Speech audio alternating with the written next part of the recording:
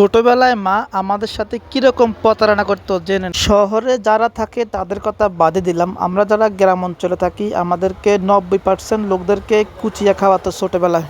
বাইন মাছ বা বাঙ্গুস মাছ বলে আমাদেরকে এই কুচিয়াগুলো খাওয়াতো, কারণ এই কুচিয়া রয়েছে নানান উপকারিতা। এগুলো খেলে নাকি শরীরে অনেক রক্ত হয়, শরীর শক্তি বৃদ্ধি হয়।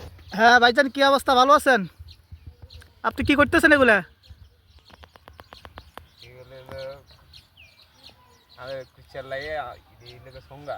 ছুঙ্গা?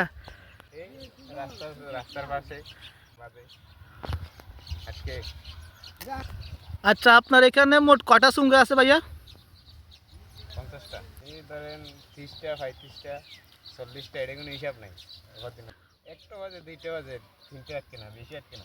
মানে কোনো সময় দেখা গেছে একটা বাজে, কোনো সময় 2টা বাজে, কোনো সময় একটাও বাজে না? না। আচ্ছা আচ্ছা, এটা সম্পূর্ণ আপনার রিজিকের উপর নাকি? আচ্ছা আচ্ছা।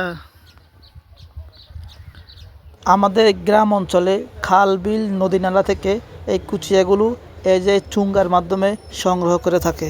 সংগ্রহ করে তারা এগুলা বাজারে বিক্রি করে তাদের জীবিকা নির্বাহ করে।